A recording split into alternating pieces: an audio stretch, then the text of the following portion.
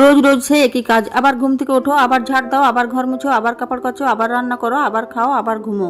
প্রত্যেকদিন এই একই রকম কাজ করতে করতে লাইফটা পুরো বোরিং হয়ে গেছে। আচ্ছা, কেউ বলতে পারবে এই বোরিং লাইফটা কতদিন চলবে?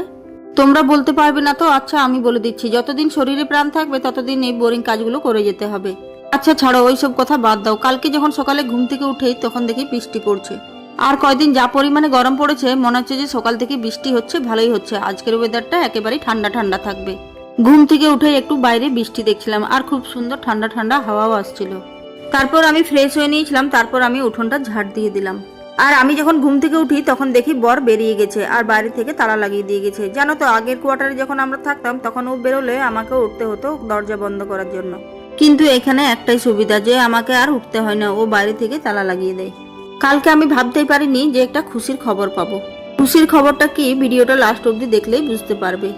আর জানো তো, আমাদের কোয়ার্টারে বাইক রাখার তেমন জায়গা নেই, তাই বেলকনিতে বাইকটা রাখতে হয়। তখন আমার ছেলের সাইকেলটা আবার বারান্দাটা ঢোকাতে হয়। আর বারান্দায় যদি সাইকেলটা থাকে তাহলে আমার খুবই অসুবিধা হয়ে যায়। তাই সকালবেলায় বাইকটা ছিল না বলে আগে আমি ধুয়ে নিলাম, তারপর আমি সাইকেলটা বের করে দিলাম। আর এই রুমে তো ছেলে মেয়েরা পড়তে বসে, তাই ওদের বিছানাটা আগে ঝেড়ে পরিষ্কার করে নিলাম। তারপর আমি ঘরগুলো ঝাড় দিয়ে দিলাম। ঘরগুলো তো আমার ঝাড় দেওয়া হয়ে গেছে, আর আমার এদিকে কতগুলো কাপড় জমা ছিল। ভাবছিলাম যে কাপড়গুলো ভেজাবো কি ভেজাবো না, কারণ সকালবেলায় তো বৃষ্টি পড়ছিল, আবার যদি রোদ্র না দেয় তাহলে একটাও কাপড় শুকোবে না, আর মেলারও তেমন জায়গা নেই।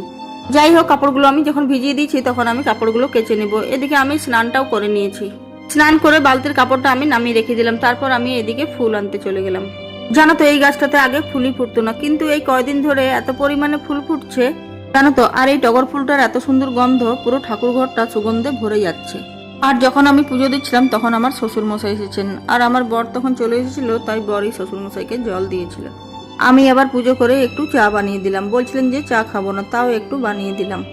আর শ্বশুর মশাই বাগানের সবজি নিয়ে এসেছে, আর ওই যে ছোট ছোট আমগুলো কিন্তু এখন পেকে গেছে, আর আমটার এত সুন্দর গন্ধ। আর এই আম গাছটা আমার বাপের বাড়িতে ছিল, যখন ওখানে আম ধরতো তখন আমার মা আমার শাশুড়ির জন্য দিয়ে পাঠাতো। আমার শাশুড়ির মা সেখান থেকে একটা আমের আঠি লাগিয়ে দিয়েছিল। আর এই আম গাছটা বেশি দিন লাগানো হয়নি, ওই 5 বছর মতো লাগানো হয়েছে, আর 5 বছরের মধ্যেই কিন্তু ফল দিয়েছে। তারপর আমার শ্বশুরমশাই নিয়ে এসেছিলেন পুদিনা পাতা, আর নিয়ে এসেছিলেন পুঁই। তো ভাবলাম যে একটু কুমড়ো আছে, তাহলে পুঁই কুমড়ো সবজি করব। সবজিগুলো আমি ভালো করে গুটিয়ে ফ্রিজে ভরে রেখে দিলাম। আর কাজে কাজে এতটাই ব্যস্ত যে আমার কাপড়গুলো মেলাই হয়নি। তাই আমার শ্বশুরমশাই যখন আমার মেয়ের সাথে কথা বলছিল, গল্প করছিল, তখন আমি এদিকে কাপড়গুলো মেলে নিলাম। বলে যখন বৃষ্টি পড়ছিল তো আমি তো ভেবেছিলাম রৌদ্র দেবে না, কিন্তু সেই রৌদ্র হয়ে গেল, আর গরমটা আরো বেশি বেড়ে গেল। কাপড়গুলো মেলে তারপর এদিকে আমি আমগুলো ভাবলাম যে বালতিতে ধুয়ে রেখে দিই।